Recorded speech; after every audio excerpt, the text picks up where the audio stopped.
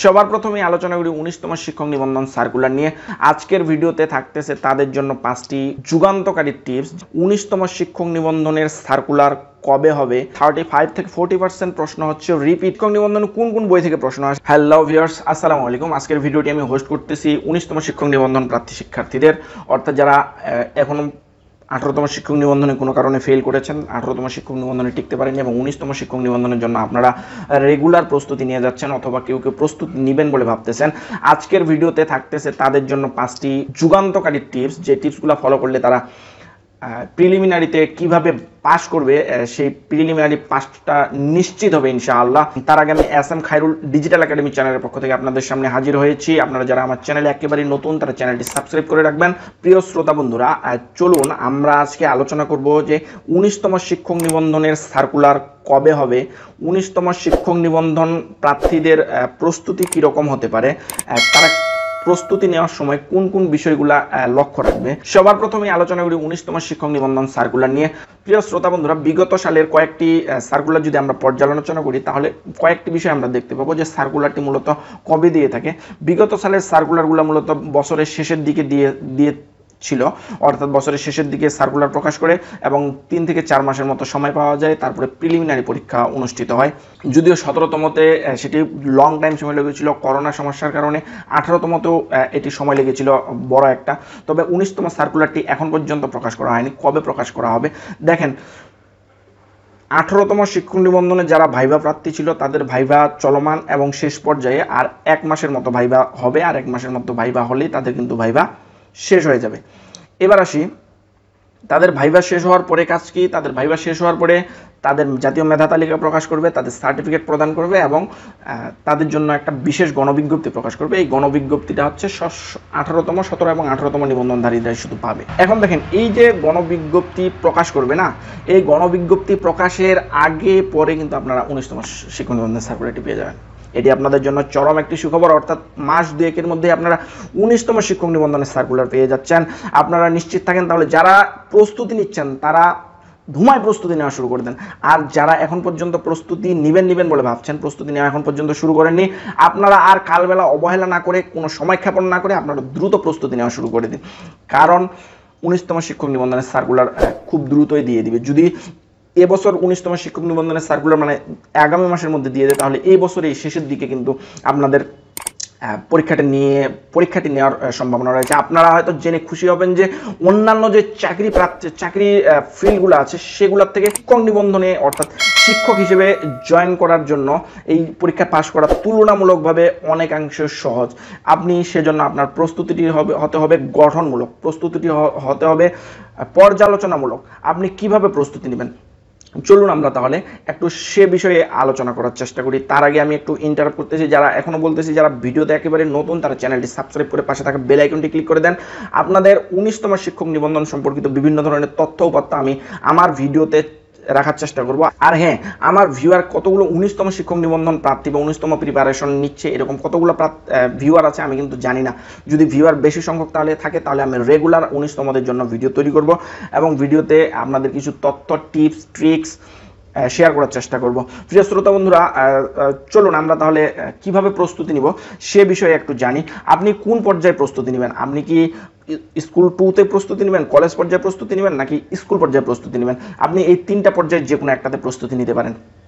এখন আসি যে আমি বিগত সালের এনটিআরসি এর প্রশ্ন পর্যালোচনা করলে একটা বিষয় স্পষ্ট হয় যে আপনাদের এখান থেকে 35 থেকে 40% প্রশ্ন হচ্ছে রিপিট হয়। রিপিট কীরকম? অর্থাৎ বিগত সালের নিবন্ধনে আসছিল সেম প্রশ্নগুলো আপনার এই নিবন্ধনেও আসবে, অর্থাৎ 18 থেকে 14 থেকে 18তম শিক্ষক নিবন্ধনে যে প্রশ্নগুলো এসেছিল আপনাদের 19তম এই প্রশ্নগুলো থেকে প্রায় 40% প্রশ্ন কিন্তু কমন পাবেন। সেই জন্য আপনাদের কি করতে হবে? বিগত সালে যে প্রশ্নগুলো আছে বিগত সালের প্রশ্নগুলো আপনাদের আয়ত্ত করতে হবে।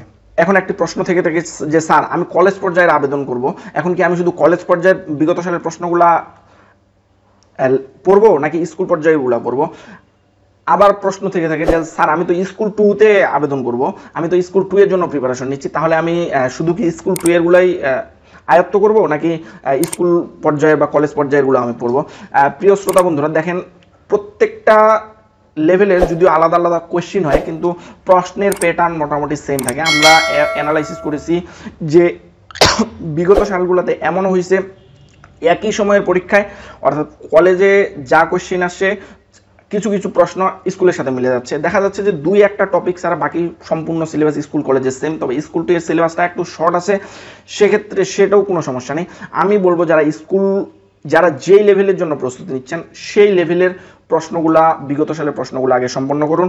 ওগুলা সম্পন্ন করার পরে যদি আপনার সময় থাকে তাহলে তার উপরের লেভেলটা করুন, অর্থাৎ যদি আপনি স্কুল টু এরটা হন তাহলে সর্বপ্রথম স্কুলের টু এরটা করুন, এরপরে স্কুল পর্যায়েরটা করুন, এরপরেও যদি আপনার কাছে পর্যাপ্ত পরিমাণ সময় থাকে তাহলে আপনি কলেজ পর্যায়টা করুন। দেখেন এইখানে এই সব লেভেলগুলো যদি আপনি কমপ্লিট করতে পারেন, এখানে 40 থেকে 45% বা 50% বা এর বেশিও কিন্তু আপনি এখান থেকে কমন পেয়ে যেতে পারেন। দেখেন এই বিগত সালের প্রশ্নগুলো থেকে যদি আপনি হুবহু কমন পেয়ে যান তাহলে আপনার জন্য পরীক্ষায় পাশ করার জন্য কিন্তু খুবই গুরুত্বপূর্ণ, খুবই উপকার হবে। এবার আসি যে শিক্ষক নিবন্ধনে কোন কোন বই থেকে প্রশ্ন আসে। আপনারা হয়তো জানেন বা অথবা জানেন না যে 4টি বই থেকে আপনাদের প্রশ্ন, 4টি বিষয়ের উপর আপনাদের প্রশ্ন করা হয়। 1 নম্বর হচ্ছে বাংলা, 2 নম্বর হচ্ছে ইংরেজি, 3য় নম্বর হচ্ছে গণিত এবং 4র্থ নম্বর হচ্ছে সাধারণ জ্ঞান, জেনারেল নলেজ। আমরা যেটা বলি জেনারেল নলেজ, যদি একটু বলি জেনারেল নলেজের মধ্যে বাংলাদেশ বিষয়াবলী থেকে সব থেকে বেশি প্রশ্ন থাকে, বিজ্ঞান থেকে 2-1টা প্রশ্ন থাকে এবং আইসিটি থেকে 2-1টা প্রশ্ন থাকে। সুশাসন ও নৈতিক শিক্ষা, ভূগোল, লিটারেচার এইগুলা থেকে কিন্তু আপনাদের প্রশ্ন খুবই কম থাকে না বললেই চলে, এইগুলো থেকে প্রশ্ন থাকে না, এইগুলো আপনাদের পড়ার প্রয়োজন নাই। এরপরে যদি বাংলার কথা বলি, বাংলার ব্যাকরণ অংশ থেকে সব থেকে বেশি প্রশ্ন থেকে থাকে, ব্যাকরণ অংশটা বেশি করে চর্চা করবেন এবং সাহিত্য অংশটা থেকে 11 জন কবি সাহিত্যিক আছে, এই 11 জন কবি সাহিত্যিক নিয়েই শুধুমাত্র স্টাডি করলেই হবে, এর থেকে বেশি সেখান থেকে তাও একবারে কমন প্রশ্নগুলো আসে যেগুলো বিগত সালে আসছিল এইগুলো। ইংরেজির বিষয়টা যদি বলি, ইংরেজি গ্রামার থেকে আপনার 95% প্রশ্ন, 1টা বা 2টা যদি আপনার লিটারেচার থেকে পান তো পান, না হলে নাও পেতে পারেন। গণিতের কথা যদি বলি, গণিতে এমন কিছু টপিক আছে যে সহজ টপিকগুলো আপনি যদি গণিতে খুব কঠিন হন বা গণিতে আপনি অপারদর্শী, সেক্ষেত্রে গণিতের অনেক কিছু টপিক আছে যে টপিকগুলো একেবারেই সহজ। হ্যাঁ, যেমন লসাগু গসাগু খুবই সহজ একটা টপিক। এরপরে হচ্ছে মুনাফা বের করা, খুব সহজ একটা টপিক। এরপরে বীজগাণিতিক রাশি গুলা আছে, বীজগাণিতিক সূত্রাবলী আছে, এই টপিকগুলা খুবই সহজ একটা টপিক। সূচক লগারিদমের টপিকগুলো হচ্ছে খুবই সহজ একটা টপিক। এরপরে ত্রিকোণমিতির থাকে, ওইখান থেকে প্রতিবারই প্রশ্ন থাকে, এই টপিকগুলা একটু কঠিন হলেও এটা একটু দেখতে হবে। এই যে টপিকগুলো বললাম এগুলো থেকে বারবার রিপিট কোয়েশ্চেন হয়। হ্যাঁ, এই টপিকগুলো আপনাদের দেখতে হবে। আপনারা একটু প্রশ্নগুলো, বিগত সালের প্রশ্নগুলো যখন দেখবেন অ্যানালাইসিস করবেন যে কোন টপিকটা থেকে আপনার সব থেকে বেশি প্রশ্ন আসতেছে। প্রিয় শ্রোতা বন্ধুরা, এই কাজগুলো তো করবেনই, এর পাশাপাশি আপনারা বিসিএস এর বিগত সালের প্রশ্নগুলো একটু অ্যানালাইসিস করতে পারেন বা পড়তে পারেন বা পড়তে হবে আপনাকে। বিগত সালের আপনি মনে করেন যে এখন দিবেন আপনি 47-এরটা যদি পান 47-এরটা দেখবেন, যদি 46-এরটা তো হয়ে গেছে, 46-এর প্রিলির প্রশ্নটা দেখবেন, 45, 44, 43, 42, 41 এই যতদূর পর্যন্ত যাইতে পারেন, পরে শেষ করতে পারবেন ততদূর পর্যন্ত শুধুমাত্র বিসিএসটা দেখবেন। তবে হ্যাঁ দেখেন, এখানে টপিক আছে কিন্তু 11টার মতো, 11টা টপিক, এতগুলো টপিক নিয়ে আপনার কিন্তু লেখাপড়া করার প্রয়োজন নাই। এখান থেকে আপনি দেখবেন সাধারণ জ্ঞানের অংশ বলতে বাংলাদেশ বিষয়াবলী এবং আন্তর্জাতিক বিষয়াবলী থেকে কঠিন প্রশ্ন থাকে, সেখান থেকে সহজ যেগুলো মনে হবে সেগুলো পড়বেন। এরপরে বাংলা সাবজেক্টে যে প্রশ্নগুলো আছে এগুলো দেখবেন। তবে লিটারেচারের থেকে ব্যাকরণ অংশটাতে বেশি করে পড়বেন, লিটারেচার খুব বেশি না পড়লে হবে। এরপরে ইংরেজির ক্ষেত্রে সেম কথা, ইংরেজি ব্যাকরণ অংশ থেকে সব থেকে বেশি পড়বেন এবং গণিতের যেই বিষয়গুলো আছে গণিতেরগুলো চর্চা করবেন। তবে গণিতের আবার কিছু 2-1টা টপিক আছে, কতগুলো টপিক আছে যেগুলো বিশেষ অতিরিক্ত আসে, ওই টপিকগুলো আপনার বাদ দিলেও হবে। আমি অন্য কোনো ভিডিওতে এই টপিকগুলো নিয়ে আরও বিস্তারিত আলোচনা করবো, আজকের ভিডিও লং হয়ে যাচ্ছে। প্রিয় শ্রোতা বন্ধুরা, আশা করি যে 19তম শিক্ষক নিবন্ধন নিয়ে আপনাদের একটি ধারণা হয়ে গেছে, একটি আইডিয়া হয়ে গেছে।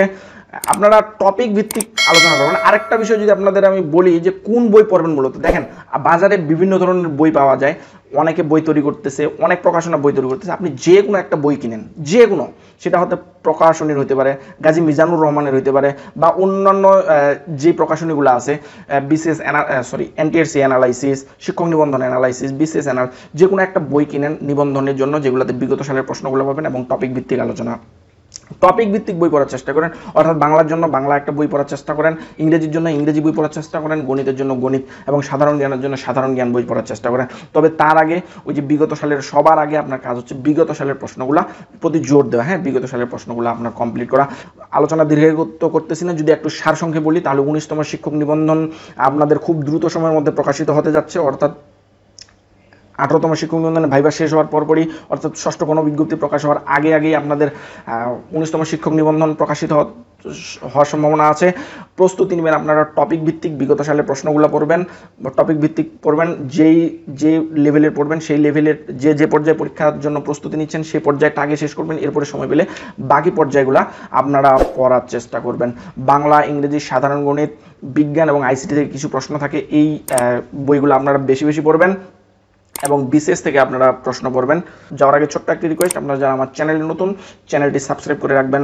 এনটিআরসি এর 19তম শিক্ষক নিবন্ধনের তথ্যগুলো যেন আপনি সবার আগে পেয়ে যান। আর হ্যাঁ, 19তম শিক্ষক নিবন্ধনধারী যে কোনো ধরনের একটা কমেন্ট করে যাবেন, যে আপনি ভিডিও দেখছেন সেটাও কমেন্ট করে যাবেন, তাহলে আমি বুঝতে পারবো যে মূলত 19তম শিক্ষক নিবন্ধনের ভিউয়ার কতগুলো রয়েছে। সকলের সুস্বাস্থ্য ও দীর্ঘায়ু কামনা করে বিদায় নিচ্ছি। সকলে ভালো থাকবেন, সুস্থ থাকবেন। আল্লাহ হাফেজ।